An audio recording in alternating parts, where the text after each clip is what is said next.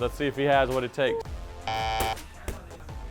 I'm here at Cool Kicks LA trying to learn about the $21 billion industry that is sneaker reselling. I'm gonna learn from the king himself so we can teach y'all how to make some money. Let's go do it.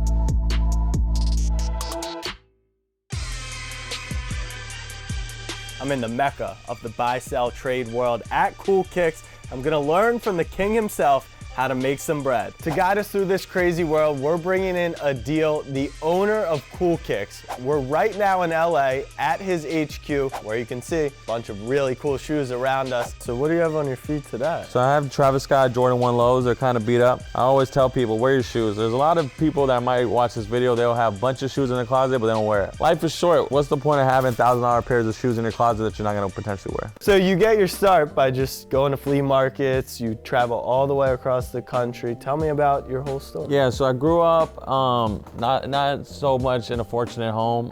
My dad was a cab driver growing up. My mom was never working. Having guys in school wearing the dopest shoes. I used to have Adidas shoes that weren't Adidas. They used to call it Fadidas. They had 4 lines on them. I remember, I think it was the 8th or 9th grade. We were in Woodbridge, Virginia. I went with my cousins to a yard sale and I saw a big box of sneakers. It was old Jordans. They were kind of beat up. So I ended up just buying a couple of the pairs from the box for like 20, 30 bucks. And at the time, my brother was selling old currency on eBay. So I ended up asking him if he could put some of these old sneakers on eBay for me. And it ended up making more than what I paid for. And at that moment, it kind of hit me. I was like, all right, this could maybe potentially become something. My parents really wanted me to become a dentist or become an engineer. But when I was in college, I was like, man, I don't think I want to be in people's mouths my whole life. Me and 2 of my best friends, we were always passionate about the culture of fashion and sneakers. In 2014, we ended up opening our first store in Richmond, Virginia. Our second store, we opened in Springfield, Virginia. That store is still there. 2016, we literally just packed our bags, said bye to our families, and the rest is history. You've seen the shoe market go in a million different ways. Talk me through what it looked like day one for you to where it is now. The sneaker world has changed dramatically. When I first started my first business, there was no StockX, there was no GOAT. The main sneaker stores were consignment shops like Flight Club and Stadium Goods. A lot of people didn't want to do buy, sell, and trade businesses because they take a big risk because you have to upfront the money. It's a big risk, but bigger reward because you can control the market and your profit margin is much bigger. So for someone who might not be as into shoes and the resale business side of it, what is it? How do you do it? What's it look like? It's a very tough industry, especially if you don't know what you're doing. There's literally steps to the resale world. The Jordan 1 Royal Toes. If you were to buy for retail $160, you can come to my store. We can give you $250. StockX might be $260, but as a storefront, I can price it more because it's convenient. You can buy it from me right now. So literally everybody in that whole pathway is making money. So what's the craziest shoe that you ended up buying for the shop? Maybe the Air Max, I would say. It was either $22,000 or $24,000. We don't usually spend that much on one shoe. It's kind of hard flipping it. I wouldn't have bought it if I didn't know I could sell it. How much did it sell for? $28,000. I think we made like $4,000 to $5,000. In terms of a quick flip shoe and in terms of a long-term hold, give me 2 shoes for that. For the quick flip, at the current market right now, the best flip is like the Dunks. Every time we get a pair of Dunks in our store, we literally probably sell it the same day. And then long-term holds, I would probably say Jordan 1s. I was just looking at a pair of Jordan 1 Obsidians. They dropped it 2019. In less than 2 years, it went from like being $200 shoes, $250 shoe to $600, $650. And this happens with majority of all Jordan 1s from literally the past couple of years. All of them are like closer to $1,000 now. All right, that was super helpful, but let's really break it down, get into the nitty gritty of it, and teach some people how to resell some shoes. So let's start with $100. You're brand new into shoe flipping, shoe resell. What would you suggest? So if you have $100, I would highly suggest to invest in some Dunks, Nike Dunks. Next level, you have $1,000. What's your suggestion there? I would buy multiple shoes. I wouldn't put all my eggs in one basket. I kind of made this mistake when the Dior Jordan 1s came out. I overbought for like $14,000, $15,000, assuming that they would go higher, but ended up tanking.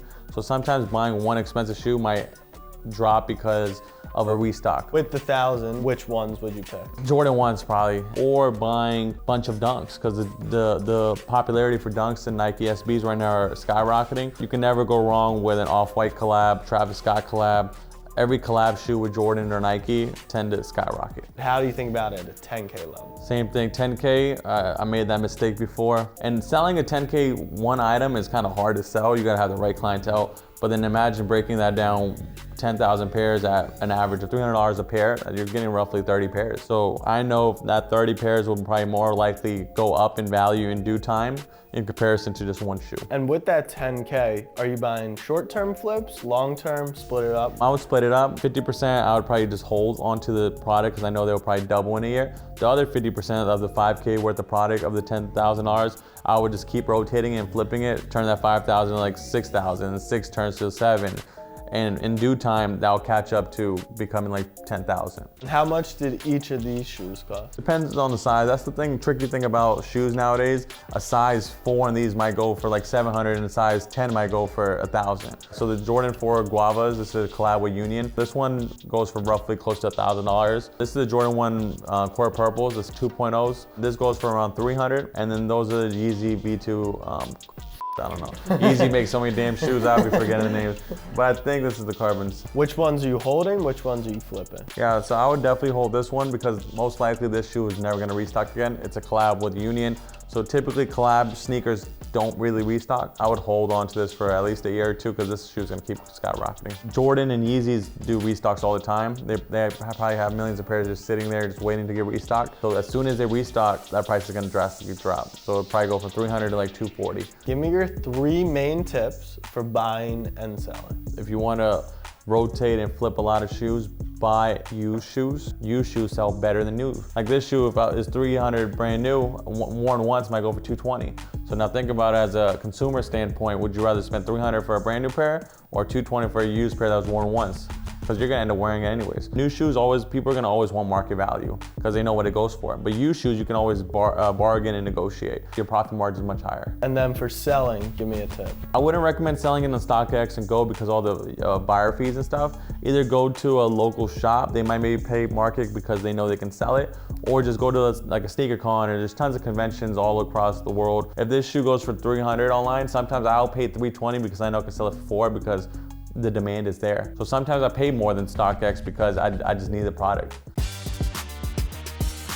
What are 3 hot buys right now for you? I would recommend Yeezys in size 4 to 7. Those sizes tend to sell for way higher than men's sizes. So this shoe in base size might be like 400, 500, but then in men's size is 250. A second shoe I would recommend that's a hot buy is obviously the Nike Dunks at the moment. The retail is so low, but the resale is so high. And the third one I would recommend Jordan 1s. All Jordan 1s skyrocket. You can literally double your money in less than a year. I heard you guys do some giveaway chances. We have different kinds of giveaways. The ones that everyone knows about that we put on our YouTube channel is the infamous basketball rim we have. So we typically do 2 free throws for a chance to either win store credit or cash. What do you say about me taking a shot at the free throws for a pair of Jordan 1s? Let's do it.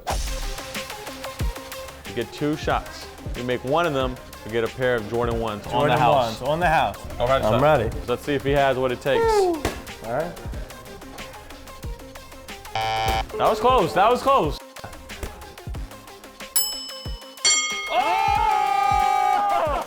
I don't think he thought I was gonna make it. Wow. And just like that, he gets a free pair of Jordan 1s from Cool Kicks, Wow, man. let's go pick him out. When it comes to Jordan 1s, we have tons of variety. So this is a Drake shoe with Jordans. There's a collab with Jordan, it's the Jordan 12s. How do you feel about these, the black ones? I don't know if those are my style. We have a Those pair are of, the Chicago ones? These are the breads, the 85s. These are pretty popular. We have a pair of not for resale. This goes for too much. This goes for like over $1,000 now. They're actually called not for resale. Every time I post this on Instagram, everyone's like, but it says not for resale.